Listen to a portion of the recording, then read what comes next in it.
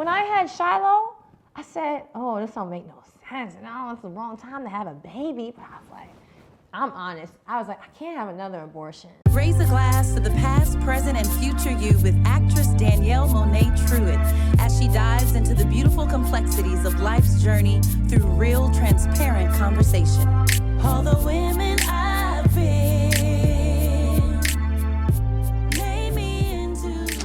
Hey, it is Danielle Mone Truitt, and welcome back to All the Women I've Been. We got another fire episode for y'all this evening. Thank you to everyone who is tuning in weekly for our new episodes. Thank you for liking and sharing and commenting. Keep it going. Share it with your group of friends. You know, if you see something or hear something in these episodes that you think would be a blessing or would encourage people that you know, just shoot them a link to the podcast episode and say, hey, you should listen to this. I'm really happy about, how many people have been tuning in. So we just want to keep it going. Thank you for coming back week after week. And I just hope that you guys are just staying encouraged and inspired, and because that's what this is about.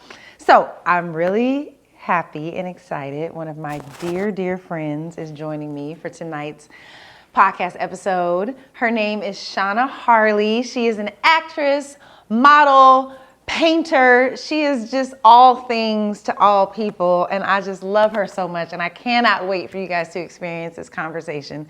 So welcome to All the Women I've Been. You're here!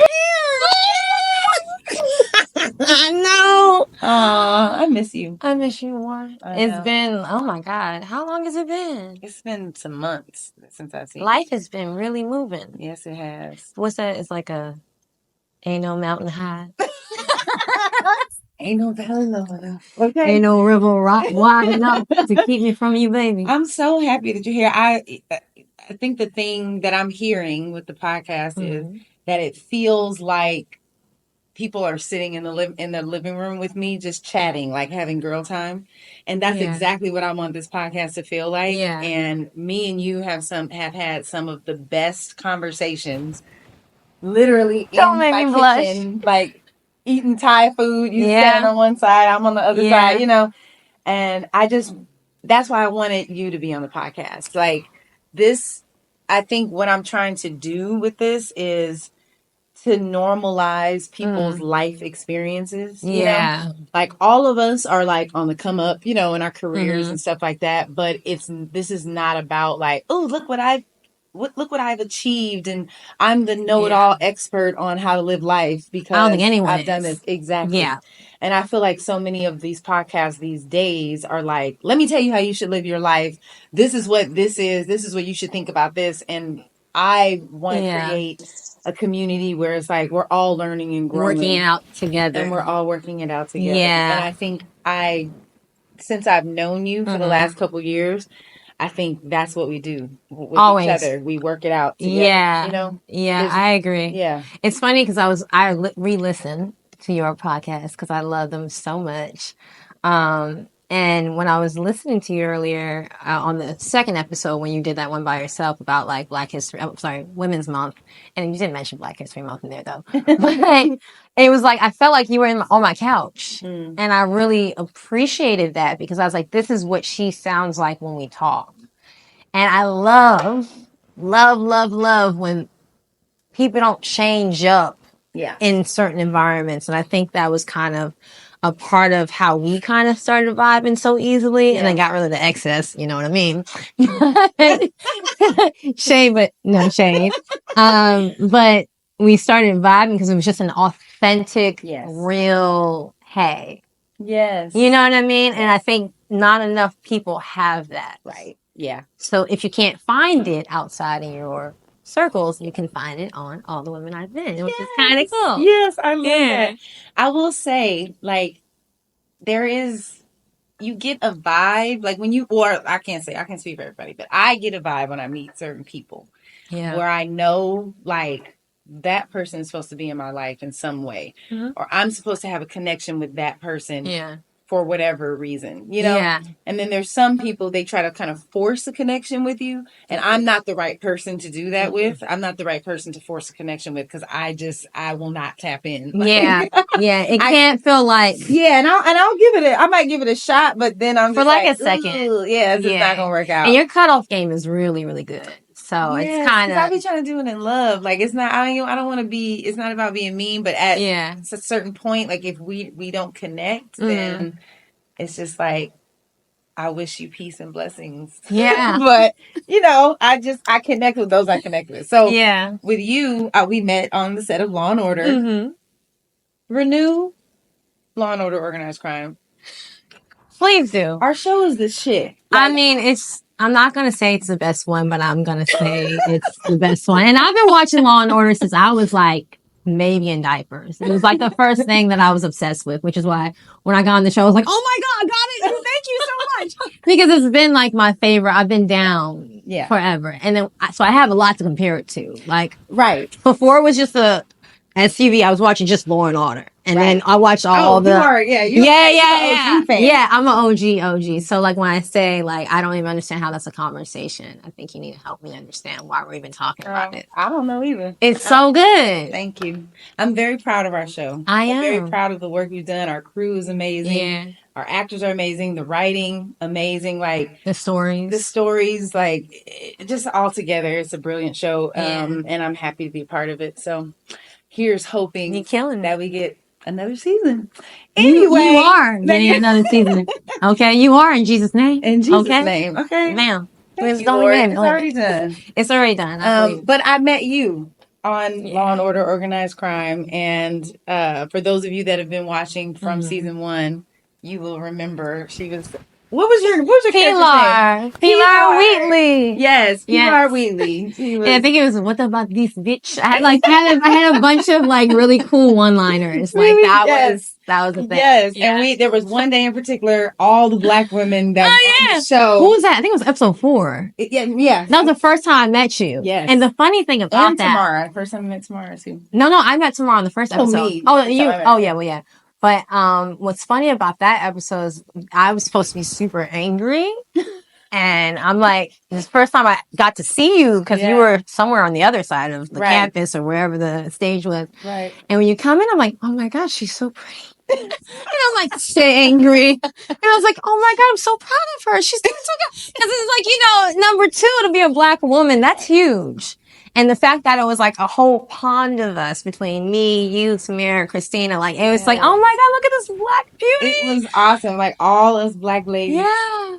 There were so many of us on the show at that time. And everybody was like really, really cool. Which is like, oh my God, this is not weird. It was so awesome. And I remember we were sitting, both of us, it was like in between scenes, we were sitting in our chairs and we just kind of started talking. You said you had a daughter. Yeah. And I was just like, I just love her. So I'm like so happy that we have formed a friendship and a bond. I came here to New York. I didn't really have a community. I had one friend, Crystalline, and then me and Danielle reconnected. But then you were just like my next friend, that I was able to bond with and feel, like I had some kind of like New York family and stability. And you were there when I went through some little, some rough emotional times. Yeah. And so I'm just very grateful for our friendship. We had such a, I prayed for you. And I tell you this all the time. I used to have, in my friend group, I was the only, if that made sense, always doing the things that kind of, were God sent and it didn't make sense to anyone else. Yeah. So I was always like saying, hey, God, listen, if you could just send me people within the world in the realm of like acting and artistry and just like all types of levels of that who are seriously in love with you and like know you for real.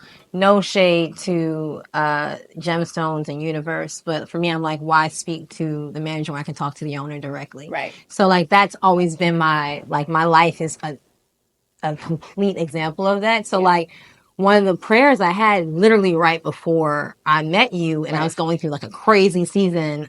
We've already talked about that, but I was like, God, please just bring me people who like know you and love you and like that I'm not the smartest one in the room anymore.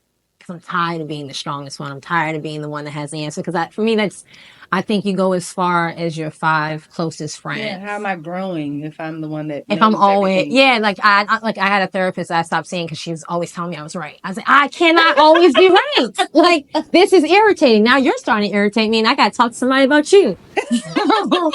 And I think it was heaven sent. And it was like an instant click because you instantly became my sister. Yeah. And it didn't need to make sense. And time didn't have and then from you I met Bird. And it was like, oh, okay, so now it's starting to make sense where it's like no like competition or haterism. Yes. Like you could be going through the worst things in your life and you'll still be at my art show. Yes. Or my premiere. You know what I mean? Like, right. And I could be like, literally like, I don't know how I'm going to pay rent. My car just got repoed, literally. And I'm like, I'm so proud of you. Like, so it's just like to be able to be around where it's not that weird stuff, where it's the secret jealousy, which a lot of people have, especially when you have friends who you've been friends with from like, I used to have like people I knew since I was 12 and 13 and 15. And there's always some weird stuff in between there that people don't talk about. Right. And there's like a silent competition within the industry when you're an actress or an actor or whatever. I will say I haven't made a lot of friends. Like I have made friends in the industry, but I don't have industry friends, if that makes sense. Like those of you who are in the industry, it's because I have a genuine connection with you. Some kind of genuine connection with you that is outside of what we do for a living. Yeah. It's like we're actually doing life together, and supporting. Talking about real stuff. Right. Yeah. Going through and navigating the ups and downs of real life, Yeah. And I think that's part of what makes me special as a person. And that's what makes my community, and my tribe special. So I'm very happy that you're a part of it. I want to say that I'm very proud of you. Oh, don't make me cry. It's only 2 seconds. I'm okay. I'm very proud of you. I want you to tell us a little bit about what you've been doing as far as your acting is concerned. I know you're new to acting. You got the role on Law and Order, and then I feel like you did something that a lot of people don't do when they're first starting off acting. And I just want you to tell us a little bit about it. So Law and Order was the first TV series I ever got. I did a bunch of commercials and like modeling stuff and like music videos. That was all fun, but they didn't really require lines, Right. So when I got to Law and Order, the funny thing was I had major imposter syndrome where I was just like, they're going to figure out I should be here. And then I was like, my first episode was Chaz Palminteri, Dylan McDermott, Tamara Taylor. So I was the only one who had not been doing this for a while. And I was like in the bathroom, I was like, my stomach, oh my God. So it was just like, and a lot of times it was half the battle was being able to be on set without being in my head. Yeah. And if you're in your head, you're not in the scene. Right. How am I going to say this? And it's like, that's not real. I know that now. Right. So after the show ended, it was so lovely to tell me, for me, what I did instead of continuing on to keep going, I wanted to fix all those mental things that we usually deal with in real life that were happening and getting in the way of work. So I went back to school and I've been at Stella Adler for about 2 years. This is like technically the last semester before I do nothing but plays. And I've been taking a reverse. I actually got fired from my agent, who will remain nameless, because I wouldn't take jobs anymore. Because for me, I'm like, if it's not a Marvel movie or if it's not something that's worth stopping, going to school and really fine tuning my craft, because all of you and all of the people that I truly respect as actors who are hard workers and like so good at what they do, they all took the time to go to school and train. Yeah. I was able to get a lot of my stuff in my career. And that's how I knew it was God. A lot of the first audition I had, I booked, and I couldn't get in the room and not book it. Right. But the thing was, I was working on talent alone, but I hadn't taken the time because actors are lazy. A lot of actors, they don't think they need to train. Right. After they do a certain amount of training, they don't feel like they got to keep training. Like, I got it. No. It's a muscle. It is. And you have to keep fine tuning and working it out and challenging yourself to do bigger and bigger and bigger and greater. Even when you're on a show, especially when you're on a show, like one that I'm on, you know, where it's, and especially if it's procedural in nature, because sometimes, you know, I'm using about, on a good day, like last week, the episode that we're shooting right now, I had about 4 or 5 scenes where I actually got to use about 40% of what I'm capable. Oh, I saw your show, your one woman show. Oh my God. That show, one, I've seen it twice. I only missed it the third time because we had some stuff happening, but I will see it every time it comes up because literally when I saw that, I was like, I didn't even know. I thought Law and Order was like, what? Oh my gosh, she's so talented. She's so good. It's so easy.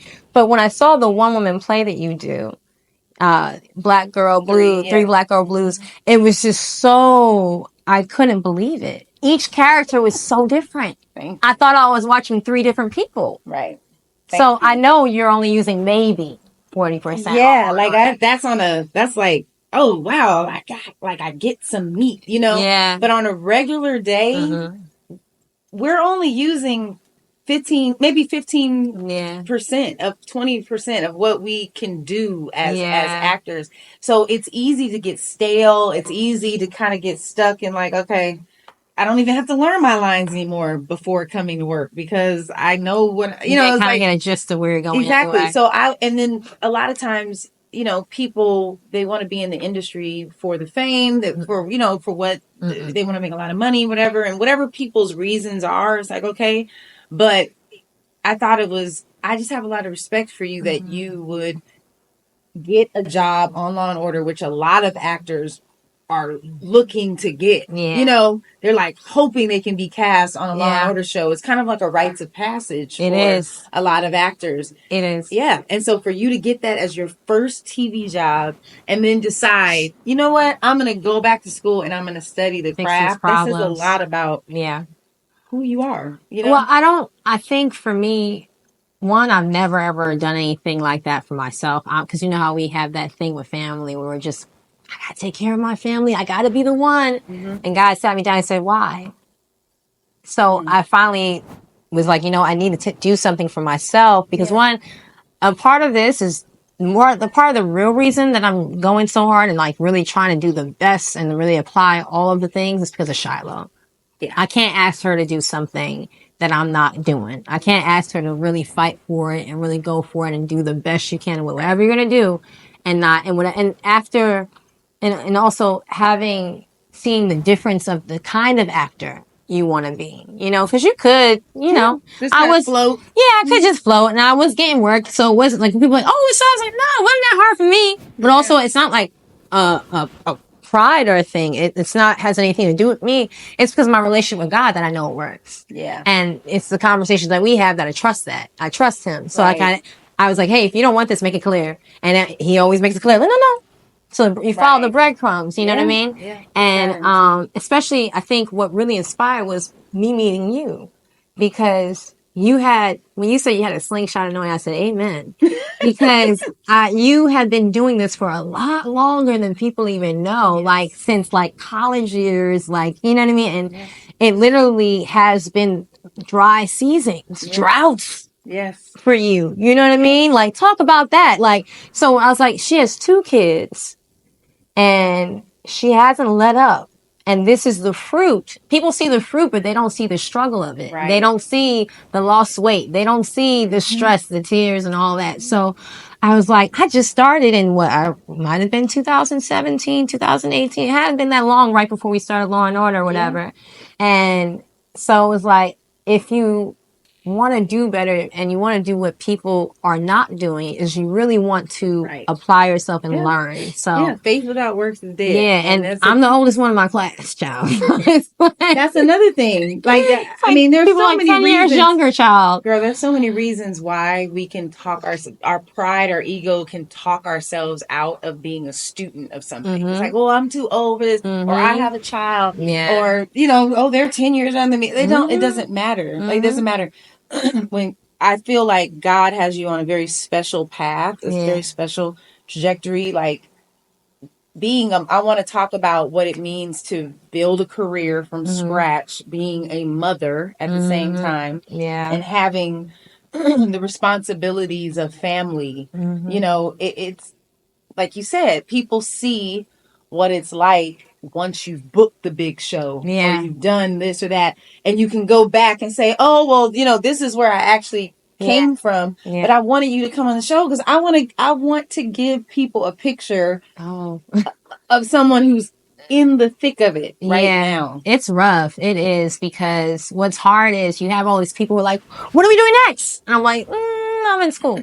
You know what I mean? I ain't doing that. I've turned down literal like offers and jobs for like one episode of Parents Here. I'm like, it's not worth it. The work that I'm getting and the things that I'm learning. I remember one time on set, I was like, how do you cry? I don't know how to cry. I was like, I don't know what to do. I gotta cry. I gotta be emotional for the scene. And now I've learned, if you're setting to cry, girl, you will not. That is the one time your tear ducts will disappear. They will. They will not. They will dry. There's like no tears, and you'll be like making the ugly face for no reason. It'll be really silly. Like, hey, one tear. Child, not one tear happened. But if you're truly invested in what you're doing in the scene, dropped in the circumstance, it will happen. Whatever will happen will be natural and it'll be real. You want what's real, not what's synthetic, right? Yes. But rewind, being a mom in school, and my daughter is on the spectrum of autism. Yes. So the thing is, in this career, naturally, you have to be very like, you have to plug your ears. Noise. Yeah. And you have to, this is where, like, for me at least, this is really where the faith comes in, because it has to be a shared tunnel vision focus. Like, you always have to see the end. So with Shiloh, because she's on the spectrum of autism, and that was something that we're still figuring out. She's 8 years old. We didn't figure out all these things until she was like 4.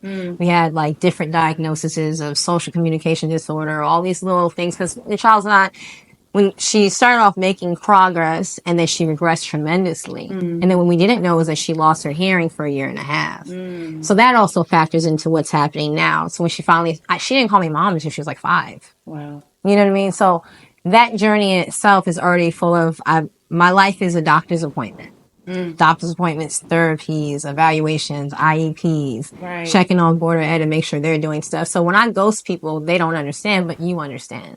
Like, there's very few friends that I can literally disappear and focus on Shiloh, and they know where I'm at. They understand that there's a life happening. She's not calling me. She's busy. But there's a few people who, like, they take it personal. Those people you don't want around you anyway. But, when I decided to go back in school, or when I decided to act, there's always family members, friends who are like, I don't know. I remember Mama was the first person who was telling me, I ain't supporting no starving actors. You know what I mean? You need to go to school for something else, which is why I started so late. Because I had all these mentalities of lack and naysaying kind of, but also too, like, it's no judgment, because they also are coming from what they've been exposed to. You know what I mean? Like, so it's nothing personal, but nobody was pursuing their dreams in that way. And I think you come from a police, there's a lot of police. Oh yeah. My entire family is either detectives or platoon commanders, pension. My brother, he's a Marine. Like, everyone has the pension, the savings, the plan. Yeah, it's like, you do it this way. And the funny thing is, my mom was a model. She did well, but she was also a model in the 70s and 80s, which it was, black models were not a thing. So, you know, but, you have to learn early on that it can't be it's not me asking for permission to do these things. I'm surely sharing the information with you. Whether you say yes or no, I'm still gonna, you know what I mean? So fast forward, that was a process in itself. And the funny thing is, when I did get on TV and started doing commercials, I was like, oh, that's my sister, that's my daughter. So it's kind of funny how that works. So I was like, okay. But like with Shiloh, being in school and having a child, you have to find the balance of that guilt that you get. So if I'm in school working on a play, doing a rehearsal, having a breakthrough as an actor, I'm missing homework with Shiloh. Or I'm missing a parent-teacher meeting. You know what I mean? Or if I'm at home doing speech therapy, occupational therapy, ABA therapy, taking her to evaluation, fighting for her rights as a special needs child in school when they're supposed to do certain things. And certain parents don't check up, but you got to make sure you're checking too. You in the Board of Ed going ape shit in a trench coat. I'm missing rehearsal for Othello, and when I show up to class, I might miss a line or two and let my scene partner down. Right. So I think Shauna Rhimes said it best. It was like, you know, she had to stop feeling guilty because something's gonna happen. You can't do both things great. Something has to lack. I do not believe in balance. So Impossible. people do not ask men how they balance their career and being a father. Nobody asks men No. that. Women are constantly, how do you balance being a mother and pursuing your career? And I tell them, there's no such thing. There's no such thing as balance. Yeah. You have, in order to be excellent at anything, you have to give it 100% of your attention and be 100% present when you are there. Yeah. So when I am in New York working on Law and Order or pursuing my acting, I have to be present 100% to what I'm doing on set. Yeah. When I have a break, when I'm on lunch or whatever, of course I FaceTime my kids or whatever, but I cannot be consumed with both at the same time, because then I'm mediocre at everything. Nothing's I'm a mediocre good. mother.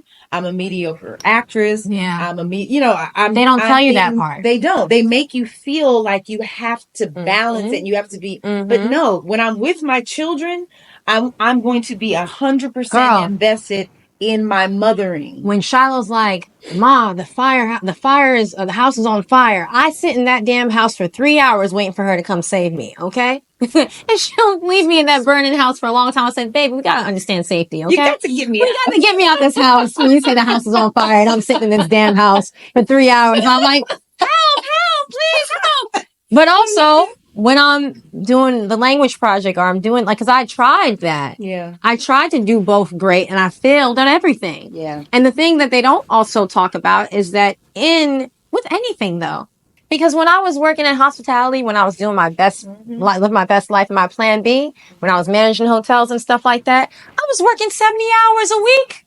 You know what I mean? Child, like either I'm going to fail at something I am not that in love with, or something that I'm truly, truly passionate about. Yes. And Shiloh gets a better parent who is full and who is taking the time to make sure that she's pouring into herself. And so when I have overflow, I can give it to her. And the thing is, I'm trying not to pass on the same mentalities that I had to take so long to unlearn. Right.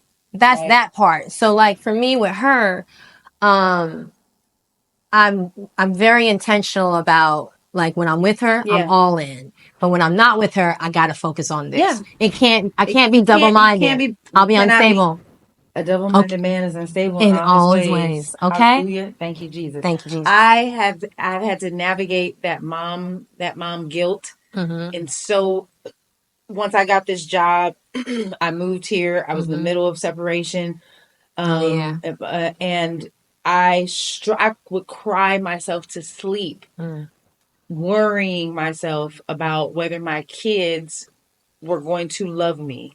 Like, because I'm not with them every day. Like I was before I started working. I was like, Lord, please give me a job. Please, expand my territory, and help me to earn get a job that will be lucrative for my family. I'm praying for all these things. And I'm a stay-at-home mom at this time, who auditions for a living, like who's auditioning for a living.